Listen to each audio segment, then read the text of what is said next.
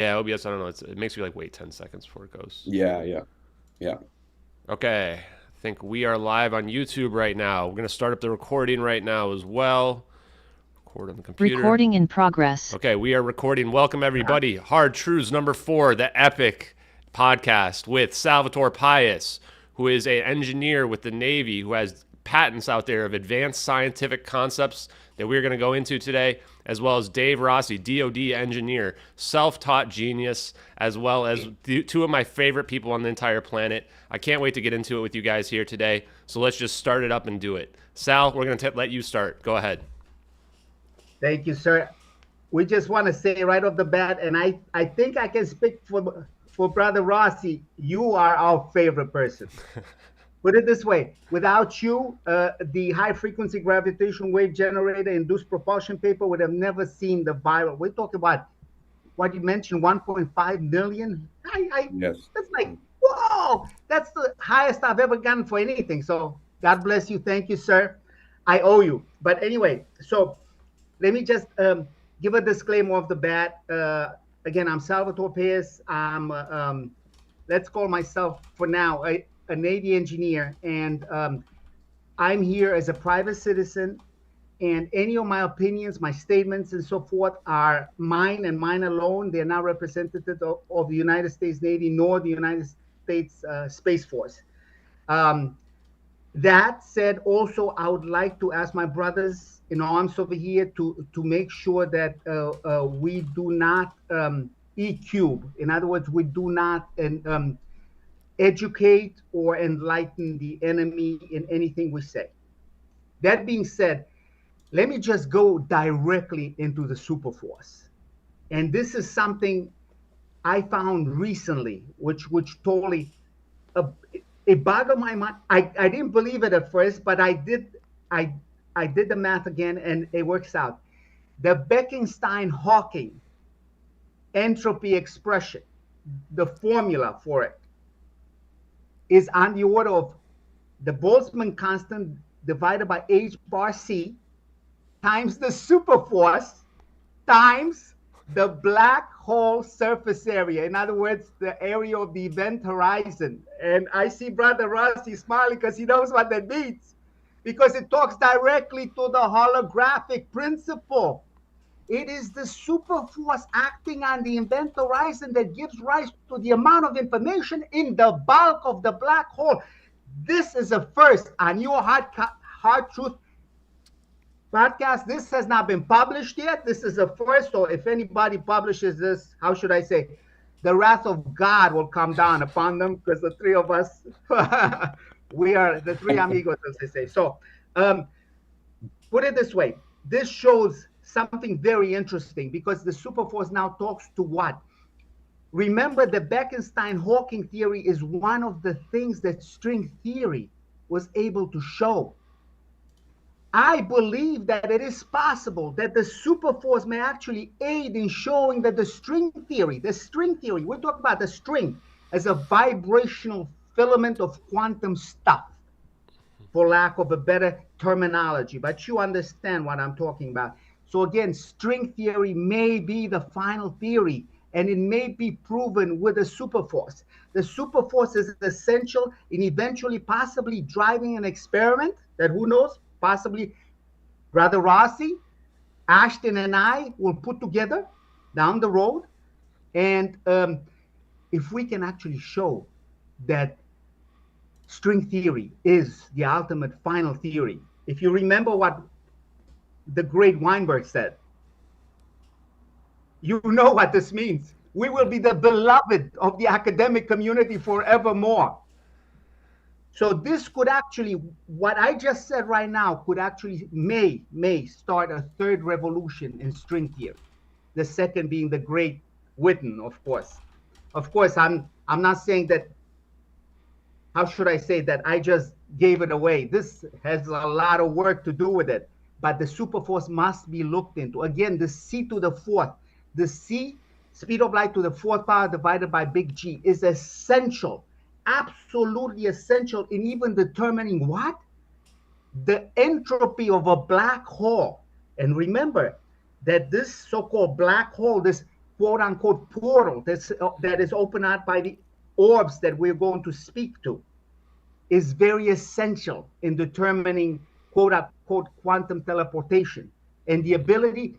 What if for every black hole there is a white hole? What if every entrance has an exit?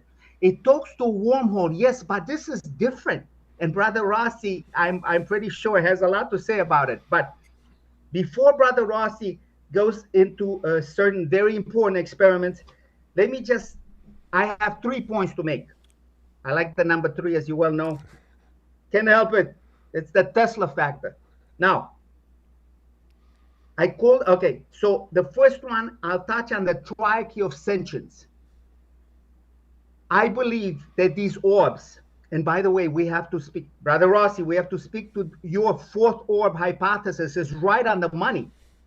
Thank you. Right on the money, because you have an XYZ. So in other words, you have the 3 orbs that determine the Cartesian coordinate system XYZ or R theta phi in spherical coordinates. And you must have a destination. That must be your fourth orb. So anyway, so we'll go there for sure. Now, the tri-of-sension speaks to the possibility of these orbs being artificial intelligence agents as well. So in other words, not only are they endowed with collision avoidance capability, which is something that most likely was in effect by 2014 for sure, because I remember they were doing work on the U-class, the X-47B. They called it, that's when unmanned had class, but I'll just leave it there. Okay, so the tri-of-sensions, again, speaking to the control of these orbs, possible self-control, which is amazing. I mean, these are autonomous units. Once they're engaged, once they basically switched on, they're on their own. And this is what makes them incredibly powerful. Now, again, the tri-of-sensions speaks to this. First, in my opinion, you must have very high level computational power, possibly achieved in a miniaturized system using parallel processing of GPU units, graphical processing units. Remember that these are possibly to be linked in a certain way that could give tremendous power capabilities. Brother Rossi, I love when you smile, because you know, when you smile, that means I'm on point. So thank you. I appreciate that big time. Now, I'm smiling because I think we're basically saying the same thing. I just don't want to say too much. Okay. Oh, thank you for that. Right. E cubed. But I never gave numbers. Keep numbers. No frequency spectrums. Nothing. Remember, just keep it general. Keep it in the realm of possibility, conditional possibilities. Now, so the second one speaks to these most likely were trained. These units are based on a multimodal model. So it's not just a large language system. This must have incorporated images, must have incorporated 3D objects, must have incorporated a sound. So these particular orbs, let's call them artificial intelligence agents, most likely have AGI capability. Can you imagine AGI possibility in 2014? Gentlemen, you realize just by extrapolation that we might have, in the black, we must have achieved singularity. But anyway, I'm not gonna go there. I will not touch that. Now, anyway, woo, hot plate. Now, the third one is big. The third one is big because once you train them on textbook data, which is the second part, the second branch of the tri-of-sensions, you must train these multimodal models on textbook data, highly approved, validated, verified data. This is not internet stuff that you pull from Reddit. This is stuff that you put out of Halliday and Resnick 4th edition, Carbamead's Collective Electrodynamics, The Road to Reality by Lord Roger Penrose. King Charles, hint, hint. Now,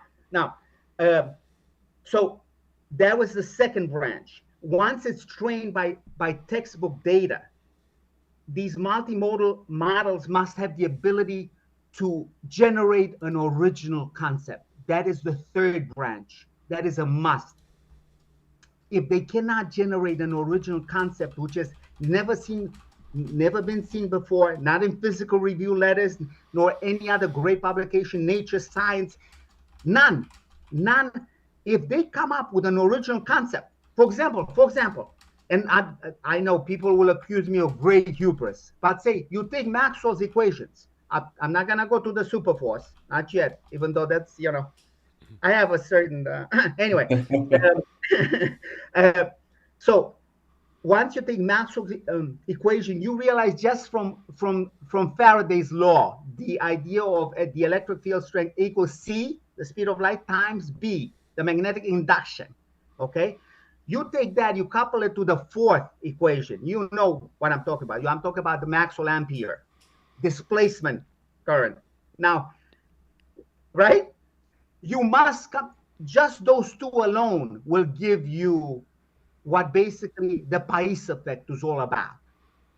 If that AGI is able to come up with that from just those four equations based on what you fed it, that's it. That has achieved AGI capability. And I'm not calling myself, superhuman or anything like that. I'm just saying you need a breakthrough of that nature to actually be called AGI. You need to originate a highly original concept, never to that point seen before. Okay, so that's the tri-of-sensions. Now, number two, and this is very important, I believe that physical mathematics must drive our current physics, which must not be a physics of destruction, must be a physics of creation. What I mean by physical mathematics, I mean the physics must drive the mathematics, not the other way around. What we currently use is mathematical physics. And yes, the mathematics is beautiful. It's usually, this mathematics is usually, there are four branches that are currently used that are beautiful. And when fused together, give, for example, rise to string theory. One is calculus of variables. Then linear algebra, then group theory, and then differential geometry. And that's the genius of Einstein in general relativity theory, hence the gravitational field equations. So these four branches of mathematics, once combined with the idea, for example, of harmonic oscillator, what is this vibrational filament of quantum stuff, for want of a better terminology? I'm pretty sure people such as Brian Greene, Brian Keating, David Gross, Nima Kani-Hamed, of course, the great Juan Maldacena, which, by the way, he said something recently that totally took me by surprise. I did not know. It was in conversations in quantum gravity, between him and Jacques Armas. Professor Armas of Cambridge University asked Professor Maldacena of the Institute for Advanced Studies at Princeton University. They were talking, there seems to be experiments back in 1968. They were based on trying to find the strong interaction. And there were experiments that actually showed that these physical entities may actually be experimentally solved. And then for some reason, they went somewhat, quote unquote, into the dark. Could it be, ladies and gentlemen, could it be that string theory is the ultimate final theory? And maybe something like the superforce can bring it into, how should I say, maybe we need the greats like Witten, Maldacena, Susskind, I believe his name is Susskind. Sorry, Lenny, Queens guy. Anyway, the whole, he's from Brooklyn, Can you believe the man started as a plumber and now he's one of the greatest we've got? I mean, he's one of the pioneers of string theory. People like that, they should, especially the great Witten, should engage into seeing whether this superforce concept could actually be incorporated within string theory, eventually leading to experimental verification, because that's all there is. Once string theory is even minimally or indirectly verified, and you could say, from the Bekenstein-Hawking entropy equation that it was verified through the discovery of black holes. I mean, it is Sagittarius, a star that basically dictates the whole, right? H bar divided, the Boltzmann constant, K sub B divided by H bar C, which is that factor, believe it or not, gentlemen and ladies, that factor is on the order of 100. So you can just eliminate, gently nudge it out of the way, because what comes, the superforce acting on the event horizon surface area. Again, the genius of Maldacena. Yes, ADS equals CFT. I was completely wrong by saying certain things in the past. I did not understand. The holographic principle is key, because it shows that the information within the bulk actually resides on the event horizon surface area. But what brings it into the forefront, what makes it talk, is the superforce. That's what leads to the amount of goodness gracious. Sometimes I wish I had all the terminologies in the world. Sometimes I'm lost for words. I apologize. But the whole idea is this. Look, what the Bekenstein-Hawking, it's funny because it's BH, and that's the way I remember it. So the entropy of BH, BH as in black hole. That's interesting. Okay, so the Hawking, the Bekenstein-Hawking equation speaks to the amount of information that's within that bulk of the black hole, which is really what? And Brother Rossi knows this well. What is this? It's basically the arrangement of microstates into the macro state that is representative of the structure.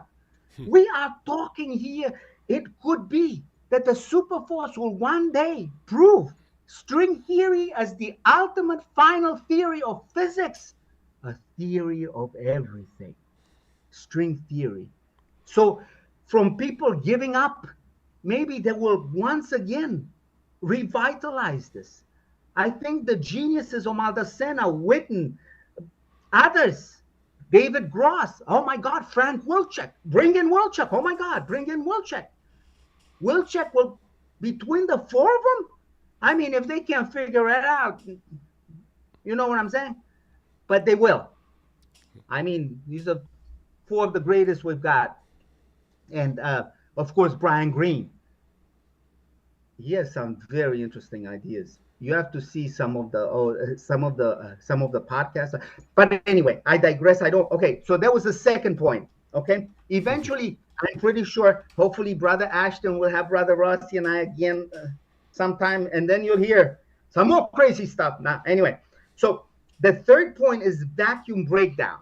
And doctor, hey, I said doctor, that means I think of you as a doctor. So you know what? Dr. Rossi. All right, so Dr. Rossi, no, I mean it. Hey, I have a PhD, supposedly, according to academic criteria, I have the right, well, once I've achieved a certain level of professional ability, which I think, sorry, I did not. When you're Ashton, when you're done, Sal, Ashton, if you can give me a couple minutes, I want to stand on the shoulders of what Sal is saying before we go to the videos. Absolutely. Yeah. No, we will. Okay, so the third point is vacuum breakdown. How do these four, actually, it's very interesting because I've been thinking, how does the fourth orb know exactly where that white hole is to be formed? Because that speaks exactly to how this wormhole is being formed. The fourth orb hypothesis is essential to all this. There must be a fourth orb. Otherwise, God forbid, MH370 will never materialize on the other side. You know what I'm talking about, right, Dr. Rossi? Okay, so no, from now on, I'm not kidding. I'm addressing you as Dr. Rossi. I appreciate it. Thank you. You're saving me words, and I tell you, sometimes I'm lost for words. And like brother, sometimes I call brother actually, Dr. Rossi. There you go. Thank you. I'll go into Brother Rossi. But okay, so the third point, vacuum breakdown. What are these orbs doing? They're depositing great amounts of energy around them, because we have to discuss the nature of plasma.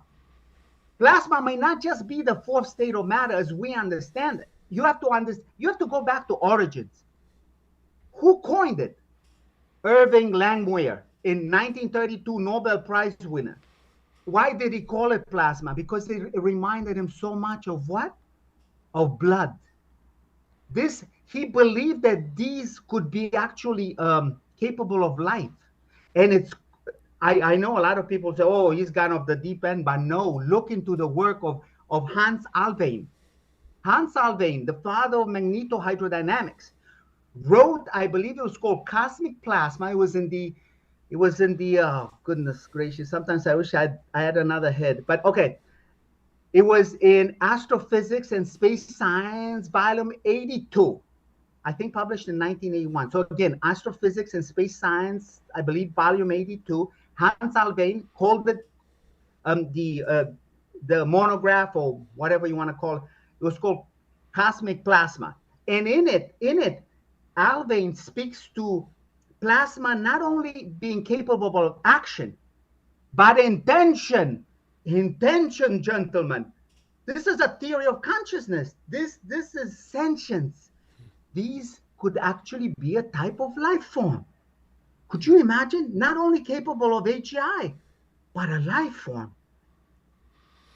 This would totally break the understanding of academic physics as we now understand. Again, I strongly believe that we are in the infantile stages of physics. We may be a 2 or 3 or 4 months old tops.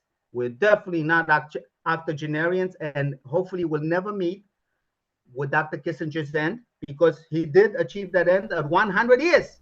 So when physics is of 100 years old, then it has a right to, how should I say, bring in new physics. Until then, we are talking about new perspectives on old physics. Because after all, we're very young. Okay, I've said enough. Of course, the third principle of vacuum breakdown speaks to the Schwinger limit, and we've already spoken to this. So Brother Rossi has covered that. I covered it with Ashton in number 1. So anyway, yeah, you've had enough of that stuff. It's called the Pais effect. Okay, never mind. Okay, sorry, Brother Ashton. The floor is yours.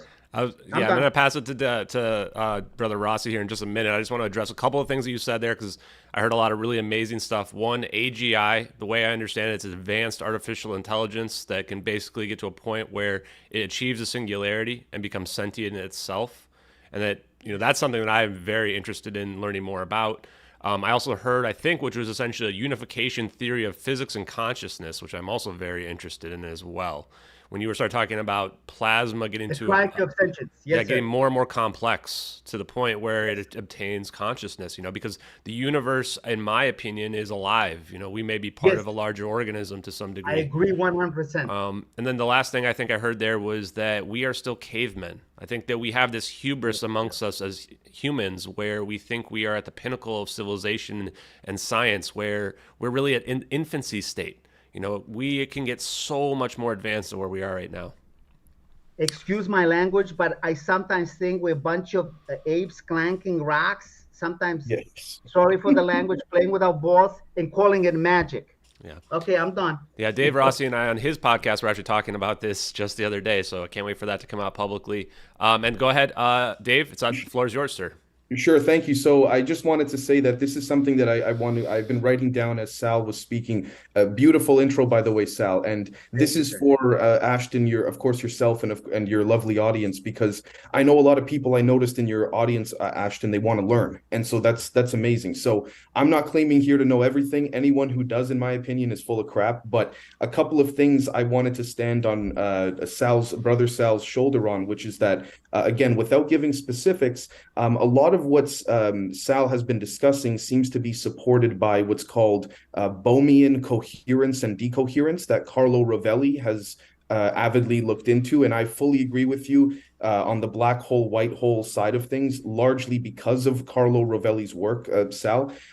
The other thing that's very interesting in terms of, we could say many decades ago literature that seems to have been suppressed is that Halpern and Laurent in the 1960s had a couple of papers that basically were titled The Gravitational Radiation of Microscopic Systems. And interestingly enough, it was deemed by certain institutions that I won't say the names of, we know them very well today, the attempt to even take it to an experimental stage was deemed not feasible. So it just makes you think, why are there certain, yes men or no men saying what can or can't be experimented on? That's another thing. The one thing also I want to point out too is that I encourage your audience, Ashton, to, when we bring these concepts up, whether it's Brother Sal or myself, or even yourself, Ashton, one of the things I found in my self-learning journey is that you need, even though it may be difficult, you have to go back to the actual authors who wrote the paper, not what someone wrote about the paper, because then that's where a lot of things get fuzzy. You have to go, for example, to the original origins. Right. Exactly. There are a lot of things in the, for example, I'm just going to, Sal, I think you know what I'm going to say here, but there's a lot of people that don't know what the source charge problem is, for example. I'm going to leave that there. Dr. Rossi, you are a remarkable man, I must say. Truly remarkable. This is what I mean. This is what I mean. If you ever tell me that you weren't able to publish in physical review letters, I will take apart that freaking journal. As much as I love it, as much I would love to publish in it, I will make sure that certain things are done to it. Period. Okay. I appreciate. I'm very grateful, Sal. The other thing I wanted to clarify as well, very quickly, is that just to respectfully say, Ashton, I'm not a DoD engineer. I'm a contractor / consultant, just to be clear. So I'm not employed by the DoD. I would just like to clarify for anyone that may have any misunderstandings there. The other thing that's very interesting is that Feynman said something that's very interesting, which is that when charging a capacitor, the actual energy is seen on the edges of the gaps and not from where you're charging it from, which goes back to what Brother Sal was saying about this quantum vacuum. If nothing is there, then how is the electricity coming on the edges of the, oh, hey, there we go, the superfoot, exactly. How is the electricity coming in through the edges and it's not coming from the part where you're charging it? Clearly, there might be a sort of kinetic friction going on there. Now, the final thing I want to say with regards to the fourth orb that I brought up, which in my opinion, sort of completes a quadrupole system is, and please tell me, Sal, if you think I'm wrong with what I'm about to say here, but to give a visual for everybody, what I envision in my mind is the three orbs circling the plane. And what happens is the same way you stretch an elastic band, you have a fourth orb there. And the second that the superforce and Pais effect occurs, it's the same way of letting go of the elastic and then it shoots back to the original point. It's basically stretching and expanding space in that sense. So we keep one orb here, three orbs go to the plane. Once everything is locked in, let it go, boom, it's there. That's... And not only that, think trajectory. Truly, right. What we're seeing a trajectory through a black hole or quote unquote portal, even though I choose black hole because I truly believe every black hole has a white hole. There are no such thing as space-time singularities. I apologize to Lord Penrose. That's the only thing that I will disagree with him on. The man is amazing. My God, spinners, twisters. Oh, yeah. Anyway, now basically, okay. So the point of origin is described by what? A Cartesian system. X, Y, Z, say in spherical coordinates would be r, theta, phi, right? Right. Your point of destination where you're sending this thing has to be 1 point. That's all you need is 1 point. So hence this fourth orb must be there. It really is. It needs no more explanation than that, even though your explanation of the rubber, I love that. I absolutely love it. That sounds like something that Rovelli would love to. Okay. Oh, wow. I appreciate that. That's well, he's a great philosopher. Have you heard him? Have you? Not too much, but I can tell through his papers. Philosophy of physics is beautiful. Truly beautiful. I think, well, if I could say as well, from a philosophical sense, Sal, I think your eloquent description of the superforce shows that the limited aspect of the superforce, once the vacuum is opened up, gives rise to the limitless. So you have this vast sort of, the Dirac Sea, as it's been called. And the other thing I wanted to mention for your audience, Ashton, and the reason I'm not going into describing all of these things is because we can spend hours just on one of the terms I brought up. But Like 5 years. for those interested, the Sagnac effect, SAGNAC, the Sagnac effect in certain conditions is an example of absolute rotation. And what I mean by absolute rotation is, again, arguably creating a sort of bubble or void around you that voids reality or the space-time metric. And this is why, in my opinion as well, when people see craft and on their cameras, it's very blurry and things like that, they're just seeing the flat intersection because you were not seeing from the external observer point a 3 spatial dimension and 1 time dimension that the occupants in the craft are seeing, which is why I'd love to give a quick thought experiment, which is when people see craft, for example, in a certain spot, how many stories where people have heard, oh my gosh, the craft was there for 6 hours and it was just moving just a little bit here, just a little bit there. What if, I'm not saying this is what it always is, but what if the occupants inside the craft are sort of like playing through a movie reel, different points in time in the same space? But from the external observer's point of view, time is just linear, so they don't see it. They're just like, what, the craft has been there for 6 hours. But on the inside, what is time? Right. Dr. Rossi, I want to ask you, Sure. Would you say time may be, how should I say, an energetic property of nature, which basically makes it in such a way that everything doesn't happen at once? How would you define time yourself? Would you say physical time is real? It's not just something that's measured by clocks, but very real. 100%. Here's the thing. There's a lot of stuff I want to say, but maybe after the stream, Sal, because I know you basically, if the best example. I think the study of time is tremendously important. Well, one example for your audience, time crystals? Yes. Oh my goodness. And you know what it talks to. It's interesting how all of a sudden Professor Wilczek is not in the public eye anymore. Barium titanate.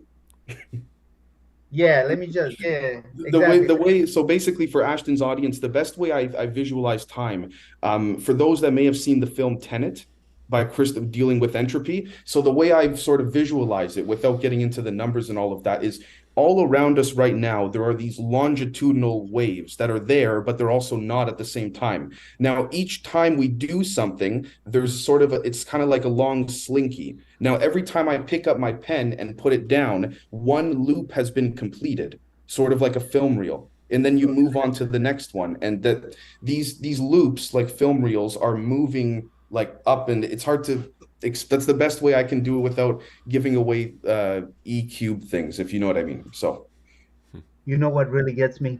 Stargate, the movie. The way they open up, the way it actually shows what looks to be a watery effect. Remember? Yes. My goodness. Whoever advised for that movie, knew something. Did you see that? Did you see that guy in Arizona open that portal allegedly on Fox News? No.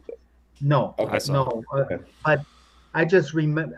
It's just fascinating how close the movie Stargate is to the truth of exactly what would happen if such a portal was open. Anyway.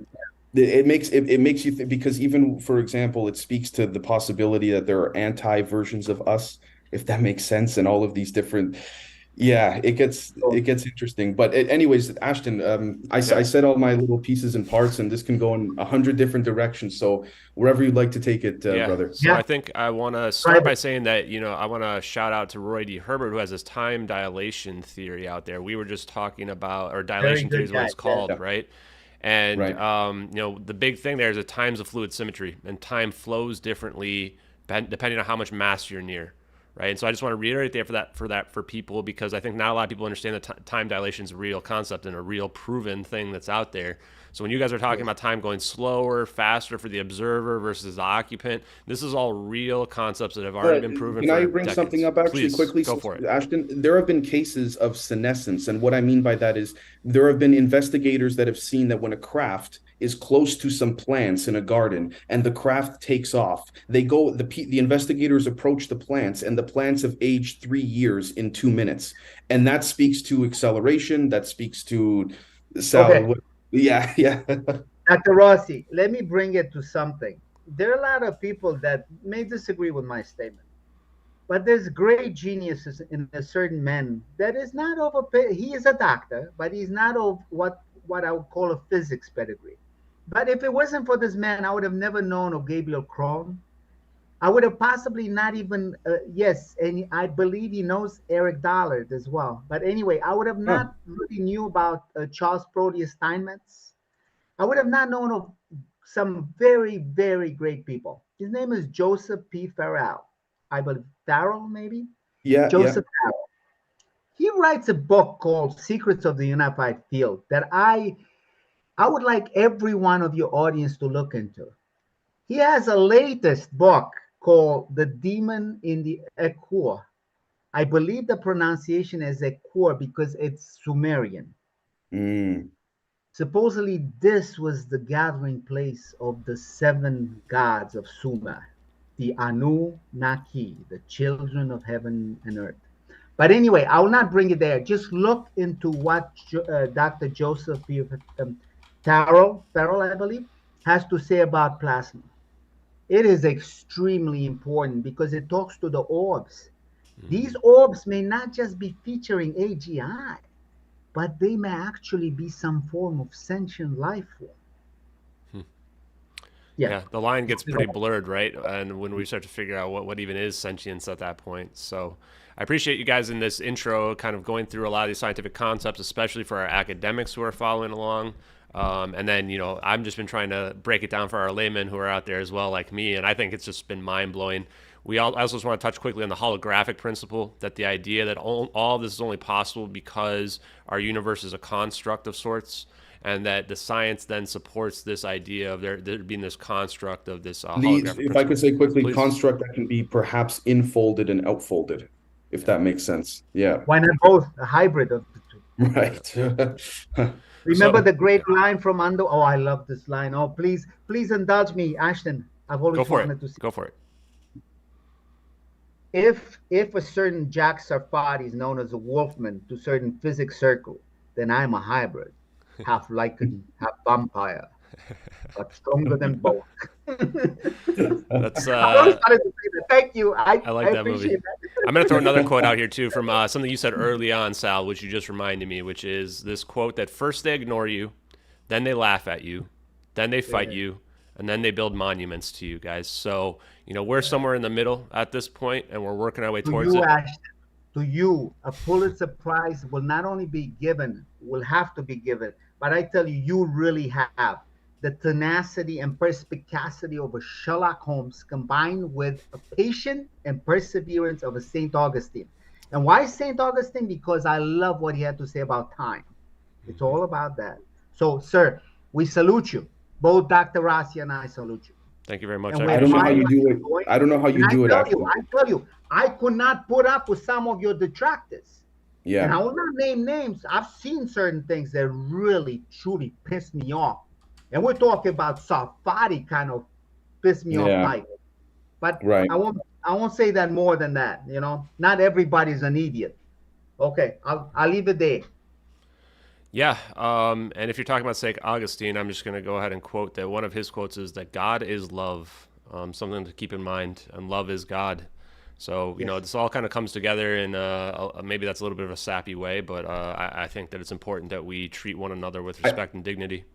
Yes. I think it brings up the question, which is if we were to quickly circle it back to these orbs, if they're having some type of plasma deployed around them, perhaps, or, a Bose-Einstein condensate or something like this, is it possible perhaps that they are interacting with we could say the Dirac sea of the quantum vacuum that transmits information from the non-material to the material and is expressed through the actions of the orbs, which then makes one think, holy crap, is this alive, so to speak? And yeah. That's really interesting. Yes. Yes. So you want to go look at your scientific experiments first, Sure, Dave? sure, yeah. Okay. I want to, while Ashton's pulling it up, I just want to be clear to Brother Sal and to the audience as well. What we are seeing here is not anti-gravity. I want to be very clear. It's a form of magneto-hydrodynamics using a superconductor. And Ashton, brother, before you play it, if you could just let me break down what we're seeing before we play Sure, it. go for it. To give everyone, just want to make sure, everyone can see it? Oh yeah, I'm pulling it up right now. So I Perfect. think. Oops. Thank you. Okay, so very simple. What we have on the is a bowl, just like from the kitchen, an aluminum bowl that has inside of it a superconductor with a magnet in its Meissner state above it, filled with liquid nitrogen, and that's it. Now, the bowl with the white wire is connected to a high voltage DC generator, and then it connects back with the red wire to an electrode that creates a spark gap that we pulse the bowl with. Now, we pulse the bowl, and then below the bowl is an electromagnet. We pulse the bowl with high voltage first, and then we pulse the electromagnet, and we're going to see the effect that we'll see in a moment. If you could play it, brother. Yeah, this looks pretty awesome. And this looks like something that you get a knock on the door if you do this without permission. Just doesn't let layman's I'm not going to get into specific. I want to say very quickly that for those looking to replicate, you do need a specific type of, how can I put it, superconductor geometry, and I'm not going to reveal that detail. When I get to YouTube, when I hear to enlighten or in any way educate the enemy. Right. Yeah. So when the electromagnet is then pulsed, we'll see in a second.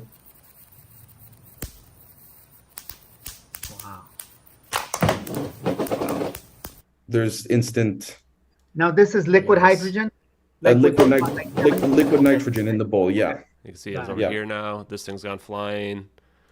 So is the idea behind this that we are seeing another mechanism of potential propulsion here that we're able to create by this force that is being exerted? Precisely. Yes. My calculations have shown, for example, that this type of propulsion can get us to, for example, certain planets within days instead of months or years. Do you see what I mean by far from equilibrium phenomena? This is highly nonlinear. This is what you're talking about, the secondary effect. It's all about far from. Listen to me. I have a feeling the trick here is the engineering of the Prigogine effect. And it's not easy. It is not, again, plasma will not be subdued. It will not be coerced. It's extremely hard to deal with.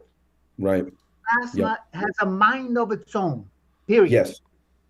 Actually, one of the things that I unfortunately, for the sake of E cubed, will not be showing publicly is it's interesting. No to see, numbers, No. Yeah, it's interesting to see if one implemented plasma into the setup, what happens. So I'll just leave it there. But yeah. Especially a cold plasma, right? Yeah, I'm not saying that. Yeah. Right. Anyway, this is really cool. You can actually see Thank you. it Yeah, it's very. My idea with this was very simple, very basic, kind of like the Aronoff-Bohm effect. It can very simple. It's not some fancy. You got all these things going on, and just perhaps to show a second order effect. Now, this is again same concept where it's the superconductor is pulsed, and we'll see in this particular case just a slow motion version of the instant liftoff. Yeah, I love this slow motion one. It goes backwards as well. Definitely here. The Meissner effect. This is not Lenz. This is Meissner. Right. Yep. Definitely. But notice how it's almost instantaneous and it doesn't persist. It's a transient phenomenon based on that particular. Gotcha. Yep. Right. So one of the reasons I wanted to show these videos to your lovely audience, Ashton, is because I just want to show how can I put it? I want to encourage people to see that the simplicity is really the complexity is in the simplicity, but at the same time, for various genuine national security and other reasons, I can't go past this point. But this do just not to give mention the material. Do not mention anything else, please. Thank you. No problem. Got you, sir. Yeah, and I'm not a spy. None of us are spies here. We all love our countries and all that stuff in general. So, well, we also just love science, right? And I think we all believe that the science behind this should be made available to the public because for various reasons, but because it can change our world for the better. This is the physics of creation, not the physics of destruction. What Dr. Rossi has just shown is exactly that case in point. And again, it actually shows, I'm sorry, brother Ashton, to just jump in like this, but I got to say this. In my opinion, the most complex of problems has the simplest of solutions, depending on perspective. The hardest of problems has the simplest of solutions, depending on perspective. But it is important to do away with the box, obliterate the box. This thinking outside the box should not, again, open system. Just leave it there. Yes, if you remember, Brother Sal, when I brought up on Brother Ashton's show, open Pac-Man's mouth, basically. Right. I love that analogy. That's very good. Thank you. Well, Ashton, brother, thank you for showing that. Hopefully it motivates some people in your audience to see that it doesn't. Sometimes it becomes so easy to bridge from theory to practicality if you take a different perspective on 1800s physics. Yeah, and that's the other thing I think both you guys say that there was somebody in the space I did yesterday when I was doing all review that couldn't believe that all this is true because it goes against everything they've been taught from academia. Some people say this breaks their laws of physics. It does not break the laws of physics. We are taking the building blocks. Science is a matter of continuous learning and advancing on what we knew before, and kind of changing our understanding of it. And that's where I think we're looking at here is we're taking the old physics and we're looking at it with a new approach, with a fresh set of eyes, and that's how we can achieve what we're achieving here in these experiments, what both Brother Sal and Rossi are talking about, as well as potentially what we're going to be looking at here in the MH370 videos. Yep. Yes. So people are calling me now Ashton 4 Orbs, and to be honest with you, I love it. So please, everybody, if you want to keep calling me Ashton 4 Orbs, I really like it. Yes. Ashton, go ahead. Like I said, Ashton, I'm not a betting man. I don't gamble, but if I were to bet money, I would bet big money there was a 4th orb in that operation. My instinct, and I tell you, very few times the only time in my life that I didn't listen to my physical instinct and I went really wrong. My instinct tells me you're 100% on the money. There is a 4th orb. This is not a hypothesis. This is the real deal. Yeah. So yes, Ashton 4 orbs. I love it. Oh, let me just discuss a little bit that black hole that you see. You call it a portal. I call it the black hole. And it also talks, if you see carefully, there's like a refraction wave into the soup. Remember Carson Wang? The idea, the way he describes that we most likely are living in a superfluid universe. Well, if you were that second ring around the black hole is like a refraction wave into the superfluid. Which is why it makes you think. Once you do away with the atmosphere, what you have is that superfluid that defines the quantum vacuum that you and I talked about. It makes you think. Look at the black hole carefully. Yeah. I'm sorry, Dr. Rossi. I'm sorry, Ashton, but I got to talk to this before I forget. Remember, I'm of a certain age. If you know what I mean? That certain level of senility kicking in, and I try to do away. I drink espresso like some people drink water. And I'm not talking about I'm talking about dopium. But anyway, so yeah, no. I can't wait to have coffee with you guys. It's gonna be great. We'll have some dopiums. Oh, it's gonna be epic. If you ever visit, where, I'm not gonna mention. We gotta go to this place. Oh my God, they give you.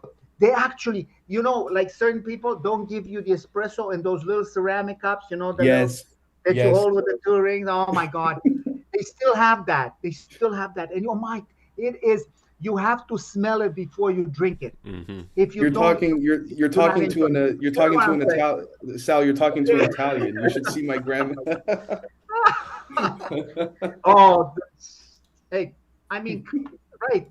Anyway, okay, so that black hole, it speaks directly to the temperatures. Okay, remember the genius of Hawking. The idea, think what a black hole is a structure, a space-time structure. It resides at the intersection of quantum field theory, general relativity, and thermodynamics. And this was the genius of Hawking. He actually came up, the formula is what?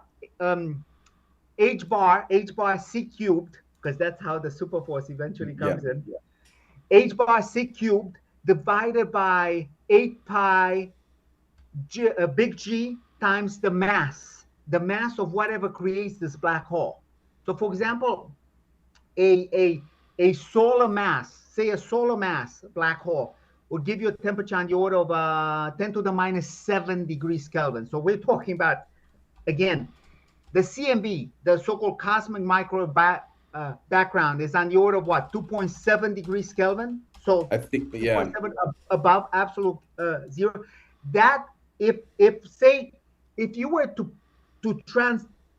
basically put the mass of this aircraft, just take that mass, put it in that formula. It'd be like on the order of what, 10 to the minus 3 degrees Kelvin, 10 to the minus 4, something of that nature. I'm pretty sure your audience can check me. Remember the formula. It's H bar CQ divided by 8 pi big G times that mass. Okay, that's the genius. That's a temperature that. Sal, sorry, times the mass or the mass density. Sorry. It's on the bottom in the denominator. It's 8 pi big G mass. The mass. Okay. The mass most likely in kilograms, because if you look at the units, right? Yeah. H bar is what? Is on the order of 10 to the minus 34 joule seconds, because it's really we talk about quantum of action. Right. That's what H bar is all about. It's a reduced quantum of action. But it's got like 6.3 times 10 to the minus 34. But if you do the reduced, it's got 2 pi on the bottom. So bam, right? So you get 10 to the minus 34 joule seconds on the top. And you do the math on the C cube. Anyway, the idea being that this is in between CMB and on the order of 10 to the minus 3 Kelvin. That's why you see that that incredible intrinsic blackness. Because this thing is extremely cold. It's cold as Babalu. It makes you think as well, to Ashton and to Brother Ashton and your audience, brother. It makes you think from the perspective of scaling and fractals. What if perhaps these things we see are inducing effects that are miniature versions of what we may be within, perhaps? This is just speculation, just a thought experiment, but it speaks to this idea that perhaps, again, these are smaller versions, the same way that these flat space-time models are subsets of higher models, arguably. We have to wonder, is it possible that when we scale this up, the superforce can then be tapped and do things way more than what we see here, actually? But say no more. Yeah. Just one thing to add, and nothing else after that, because I have a feeling that we're about to give numbers, and numbers are not required. Right. But what if, from a general physics perspective, what if there's a way to nudge the superforce at a different scale than the Planck scale? Yep. Look carefully at slide 8 in that AIAA SciTech 2019 that Ashton has on the MH370 board. Look carefully at that AIAA presentation. Slide 8 talks to something called solving the vacuum catastrophe. There's something I want to say, but I'm not going to say it. So, yeah. So I'm completely with you, Sal, by the way, completely. Yeah. And you guys didn't see this earlier, but I was posting the flight path, the MH370X proposed flight path. And I think it's very interesting that we've come to similar conclusions. I just lost it now, but I had it up a second ago. And that flight path we can see in these videos, actually, it looks like in the final frame when the zap begins to happen, the plane actually moves backwards a little bit. And this I got to talk to the zap. We got to talk to the zap, because we talk about accretion disk. Remember black holes? Yes. Everybody's saying, how come you know, in the thermograph, you're seeing totally black, but in the other one, in the real image, you're seeing this tremendous flash of light. Yes. Accretion disk. Look at black hole thermodynamics. Come on. Okay. Yes. I'll leave it there. I'm sorry. So I get a little, Yeah. Are you speaking of Hawking radiation, or are you speaking to just the accretion disk around a black hole when you say that? Because I was actually going to ask why you think there's a flash. Neg entropy, perhaps, as well. That's possible as well. Yeah. Okay, so a couple possible reasons. And yeah, I was going to try to pull it back up again, but If we think, sorry, if we think one last thing, if we think of the quantum vacuums as sort of like a negative resistor, perhaps these effects on a grander scale would explain that, perhaps. Right. Yeah. It's possible. Yeah, and I was showing the chat as well, our proposed route. You guys can't see it at the moment, but it's interesting because in the zap, right as it occurs, and I'll go to the slow-mo here as well so that you guys can see it a little bit better. You can actually see that the plane seems to move backwards a little bit, which I think would go to the point that you guys, here's one. You can see this is the plane here, but look at it, it's getting sucked backwards. If you do the overlay over it, you can see it being pulled backwards slightly, which could indicate that maybe the fourth orb is in the direction of travel that's backwards, where it's being pulled back, just as you would like that slingshot that you guys were just elastic band, right? So that's interesting because we've got this flight path that I'm pulling up that is currently overlaid over the screen on my stream. And if this plane's going to the east and this plane's getting pulled back, then it would be getting sucked back towards the west, which actually puts it over here in the Indian Ocean, which God. I'm not going to speak to exactly where this is, but Yeah. this happens to be near a location where we think the plane might have gone. So that's just very interesting theory for our people in the chat, people who are our investigators out there that are looking into this. So let's speak a little bit more about the orbs, because I think the orbs are the most interesting part about these videos. I mean, obviously the zap is very interesting. If I could say one more thing before we go into the orbs, I say this very serious, but also in a joking way. Brother Sal, we have to find a way one day at some point to get in a lab together or something. Absolutely, we must. But it has to be done in such a way that maybe through a crowd or something. We need the higher ups. Yeah. In the Navy, in the whatever. It doesn't have to be just the DoD. It could be the intelligence community realizing that we know what we're talking about. Right. Yeah. And bringing us in as a think tank. Right. Because I'll tell you right off the bat, brother, what I think is coming, and I will not go into politics, but I'm also a student of history. Right. Okay. And I think what is coming is very, very, very almost surreal. Things that you could not imagine the United States going through, I think will happen to the United States. And I am very afraid that our enemies are forming, as we now are having this beautiful gathering of the minds. They're forming an unholy alliance. Right. Let's just leave it at that. Yeah, but does this have to do? Stuff. I'll leave it very vague here. Does this have to do with an event starting with the letter A? I will give absolutely no clues as to what I have in mind. My thoughts, Brother Rossi, I know you and I and Brother Ashton, we think alike in many ways. You know what I'm alluding to. Yeah, okay. So I got you. Vibrates on a certain frequency. I got you. No, without even words, I got you. It's scary, brothers. It's scary because these people have us in the crosshair, and I do not understand the hatred. Yeah. How can you hate this much? We all Homo sapiens sapien. That's another thing that, excuse my language, pisses me to no end. Why must this be ET tech? Are you saying that Homo sapiens sapien is not capable of such grandeur of thought? No. Actually, we are the skillcraft of Enki. And if you go back to Sumerian times, you'll understand what I'm talking about. The skillcraft of Enki has certain creativity, inventive purpose in mind. We are capable of such things and maybe even grander. So please, enough with the ET tech.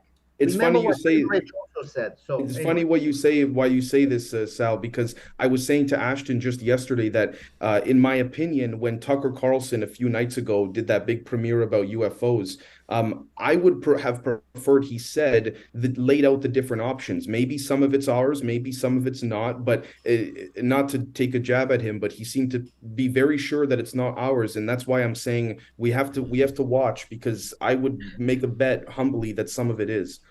Yeah, and if I can just jump in as well, not only did I think the same thing as Brother Rossi here about the Tucker piece with Burchett, I also had posted a piece from Matt Gaetz from these UAP hearings, and he posted the same clip just a few days ago. And the part that astonished me was he said, this is clearly non-human technology. And I'm just going, looking at it, going, not according to my evidence, not according to the people I've been talking to. That scared me because it told me that Congress is completely in the dark about what's going on. Matt Gaetz was the one that's saying, I'm the only person who's seen this. And I'm going, okay, well, then nobody really gets the implications here of what we have going on. But I don't think I think that people have underappreciated how much progress has been made and how little the public has been shown that progress. Exactly. I think. That's why I think that we need to form a new alliance, right? An alliance of people of the minds like we have here that can fight back against the tyranny and oppression that's trying to hold us back, that we can get this information out, get it to our lawmakers who seem to be completely in the dark about it. I don't think personally we need more UAP hearings. I think we need conspiracy hearings into the people that are hiding this information from us, and we need to get it out in a way, to Sal's point, that is safe, that is going to not lead to the ruin that I think that, ultimately that's the conclusion that I am coming to in my mind. We need to come to a way where we use it for the good, and where we can set boundaries and regulations for the good of humanity as a whole, not Precisely. just weaponizing this technology to the destruction of Earth. Right. That Exactly. will not benefit any of us. We either unification, not polarization. That is the only way to save this godly nation. I agree. Unification, not polarization. Yeah. We must come together, otherwise we shall perish apart. Period. Right. Agreed. So, and frame of that, I want to talk a little bit more about the videos, and then we can kind of philosophize a little bit more if you guys want. But I have questions for you guys that I want to ask and I want to understand better. So, some people in the chat actually are mentioning they think that these orbs have 2 toroids per orb in them. So, a toroid is this donut-shaped, very kind of continuous, like donut within a donut type of shape. And I'm just curious if you guys agree with that, or how you would explain the toroidal Could they be moments. counter-rotating? Could they be counter-rotating? They are you can tell me. But Oh, Dr. Rossi, did I hit on something? Anyway, never mind. please go ahead and elaborate for us, because I think somebody mentioned that they're spinning counterclockwise. I will let Professor Rossi discuss. He knows what I'm talking about.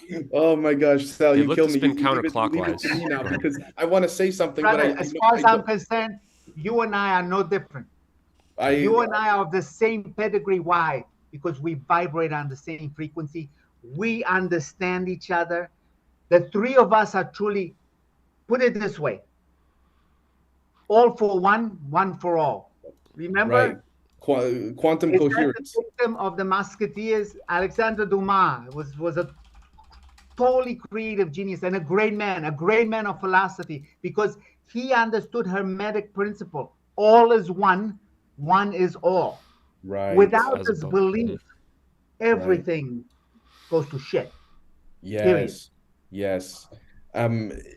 Beautifully said. To answer your question, or the audience's question, Ashton, I'll be honest. I don't mean to be so, maybe this, maybe that, but I would be certain there's toroidal geometries occurring. Now, I don't want to say that I know more about it unless I had a look at one of them, like in the lab or something. So I don't want to say I know for sure. There are things I'm sure of conceptually, but I don't know how those particular orbs were engineered. So it's a little difficult for me to say. I'm certain toroids are involved. Counter-rotating toroidals is something that I heard. I'm just gonna keep that in back of my mind.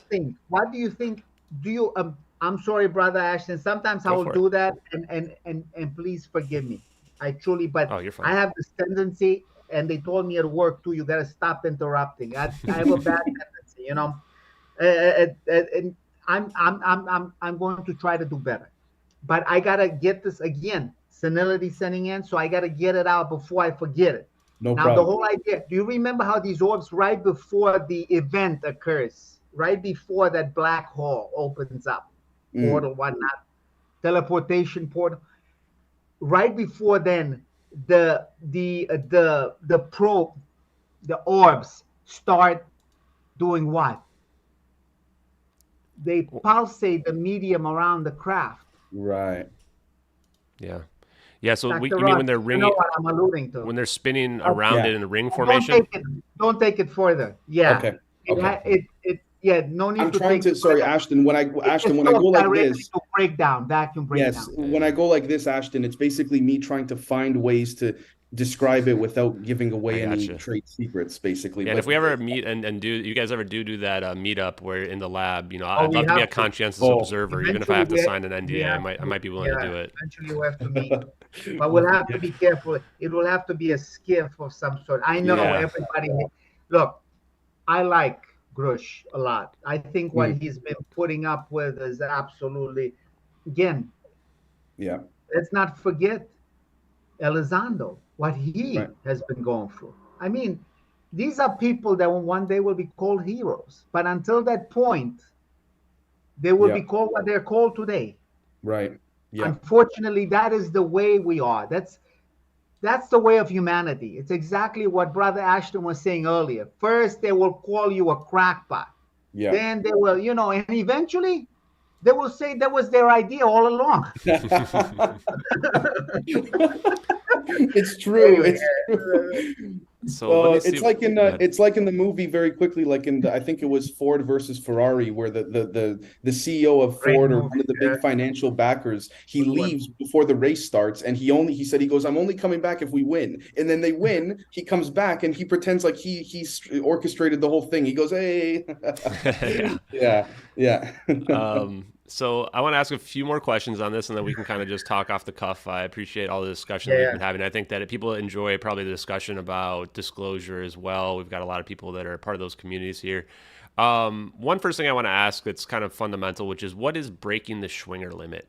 Is this what's required in order to, in this frame here, we see begin this singularity that we're seeing form? If I could say very quickly, for me visually, it's You go basically first, then I'll go. sure, This sure. is already out there, so I'll give numbers because Okay, this okay. is already, as a matter of fact, Eric W. Davis, Dr. Eric W. Davis and Mark Miller speak of this in Frontiers on Propulsion Science, which, by Right. the way, wait, right before we break off into what you have to say, I have to say this. For the glory of mankind and the ability as Homo sapiens sapien to actually say, you know what, we can do this ET tech and we can do better. For that glory and that glory alone, we must learn of new propulsion methods to do away with these oversized action reaction dildos. For lack of a better terms, I'm sick and tired of freaking seeing Starship, whatever you want to call it. I want to see enterprise. I don't want to see, Anyway, I'll just leave it there. Sorry. I sometimes go off the deep end. Yeah. Sure. If breaking the Schwinger limit, and I say this just for the sake of trying to do my best to translate for those not as scientifically oriented. And please, brother Sal, tell me if this is not a good way to put it. To me, the Schwinger limit is basically getting a square to spin fast enough to where it eventually becomes a circle. And I'm oversimplifying like crazy, but that's kind of for those maybe not as the analogy is beautiful from a spatial temporal geometric structure point of view, and I agree with it in many ways.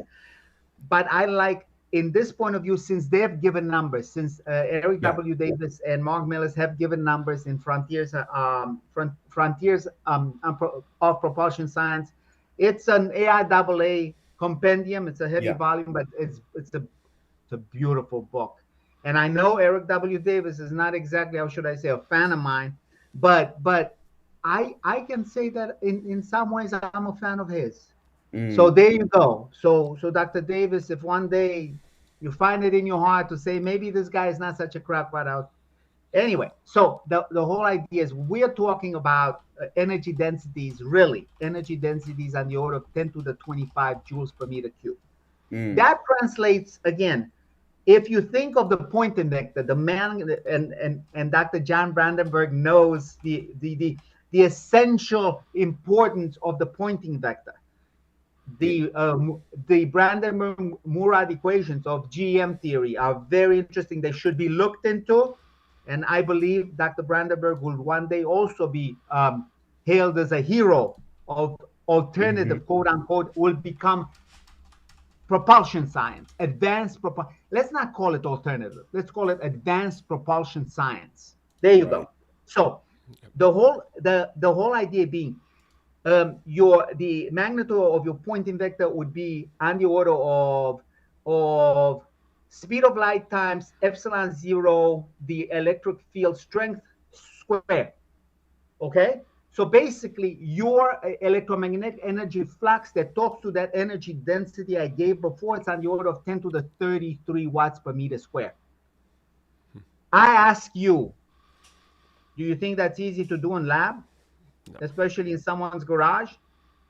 No, no. Exactly. Not using an electrically charged system. Right. But there are ways. There are ways. Again, where there's a will, there's a way. There are no conditions. Where there's a will, there's a way. There are no impossibilities. There are no physical impossibilities, just conditional possibilities. The trick, as you well know, Dr. Rossi, the trick is to find that engineering condition whereupon you can actually do this in the garage. But I strongly advise against it, right? Because I think you will find a team of experts that are ready to, how should I say, put an end to your experimentation. That's funny. That was my next question, which was, what would it take to reproduce this privately, and how quickly would the government come down on us? So it sounds like you just answered that question. I'm just going to be very open. This is one of the ways that the way that I practically got noticed was because I did exactly what Brother Sal said about two and a half years ago. And I know this is going to sound crazy to some people, but they can pick up gravitational waves. They have sensors. Of course they can. Of course they can. Yeah. And thank God for it. Could you imagine the enemy on our territory engaging in anything else but a tactical device? Forget that. There are other ways to achieve great harm. Right. Thank God they have ways of detection. Yes. Listen to me. We must be on the side of the good guys. Enough. And that's why I'm saying E cubed. Yeah. We must not educate and in any way enlighten the enemy. General, no numbers, and for goodness sake, don't try this in your garage. Right. I say that. Yeah. Who knows?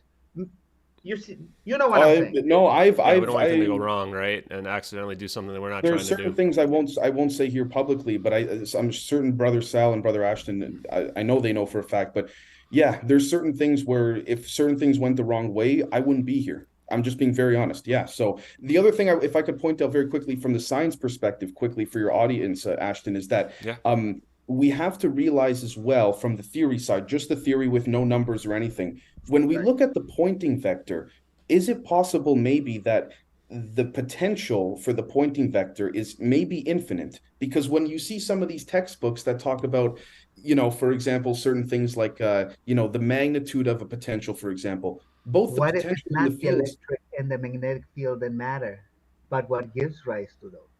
And you know what I'm I do, yeah. Scale of potentials itself. This is the genius of Aharonov Bohm. Yes. Again, this is where Rovelli is going great. And Dr. Rovelli, if you ever listen to this, keep on going, brother. But be very careful, because certain theoretical things could be put into practice by very nefarious agents. Yeah. We have to watch out, brother. We have to watch out, because there are a lot of people who want to take the easy path, and the easy path is always toward destruction. It is extremely hard to create. It is very simple to destroy. When we talk about macroscopic quantum coherence, that's particles making love. When the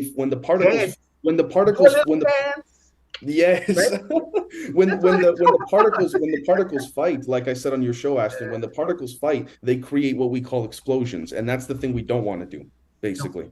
Yeah. Harmonious resonance. Remember what Tesla was able to do in his freaking apartment using what? An acoustic? Hydraulically. This is a pneumatic device. Right. Oscillator. Oh my goodness. He had to basically break it down, and this thing was about yay big. You said, what he was about to create? Pneumatic? It was pneumatic. It was air driven. Look up what I'm talking about. Did you hear my rant on Ashton's thing with the pneumatic, back then? Yeah. Brother, if you know what you're doing, you can do marvelous. Put it this way, a pencil can kill you if you know where to put it.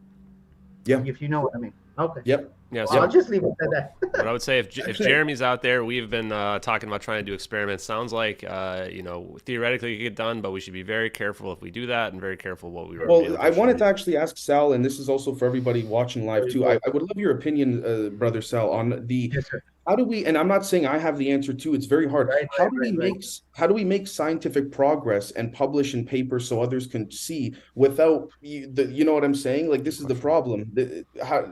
That's this between you and I. Yeah. And advances of this nature. That's why I keep everything I do theoretical. You will never. You think I don't have experimental know-how? Who do you think put together the high energy electromagnetic field generator they ran? And trust me, that team, and we're talking about 15 people tops. They are so smart. A lot of them just out of college. There was one guy, I will not name names, but this guy is amazing. And put it this way, his last name is the name of a great, great, great actor that I love. So anyway, I'll call him kid, because compared to me, he was a kid, very intelligent dude.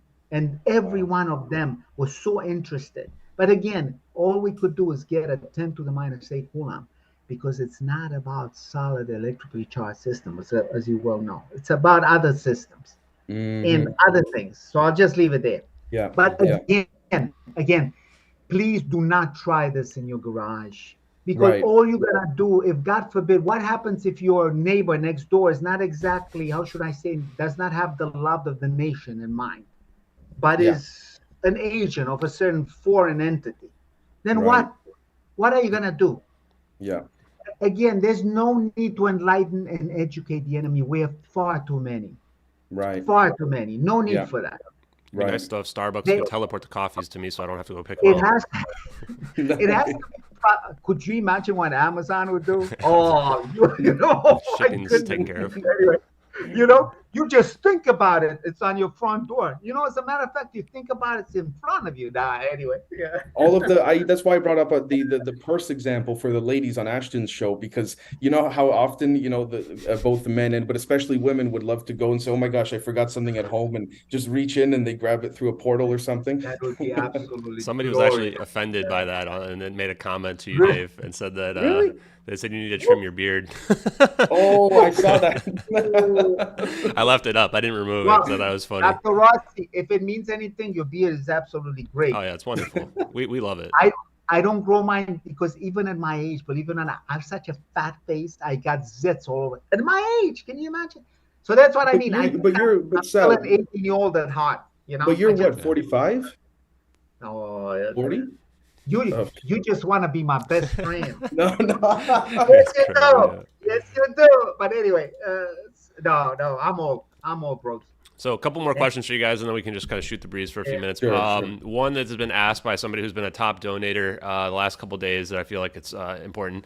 And if you guys don't feel comfortable answering in detail, that's fine. But he wants to know, is energy density achieved by amplifying plasma through a toroidal pattern containment field so that the free electrons resonate with the underlying temporal wave function?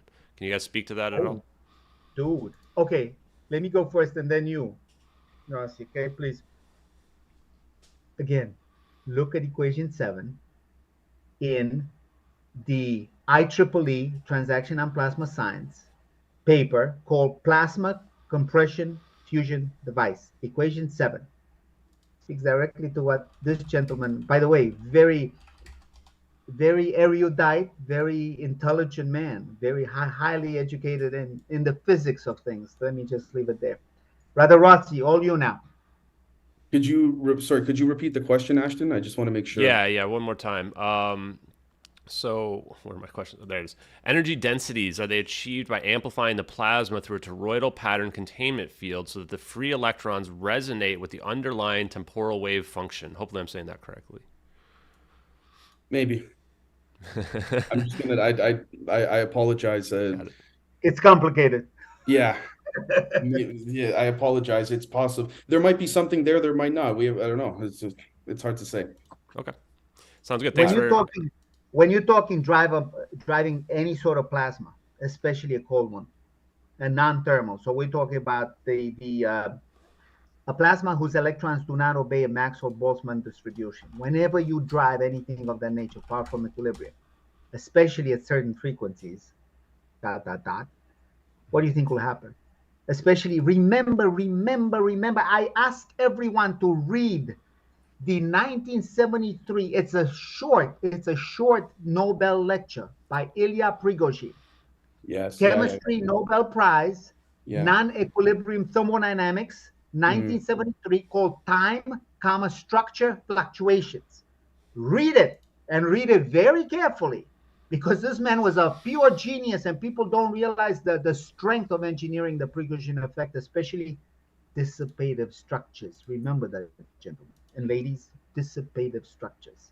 What do you think a plasma is? A plasma is a nonlinear medium, especially one that obeys a certain non-Maxwellian. Anyway, I'll leave it there. Yeah. I would say perhaps to your lovely gentleman there, Ashton, that asked the question, perhaps look into and the two papers I'm going to mention here. Please read the original copies, not what someone wrote about them.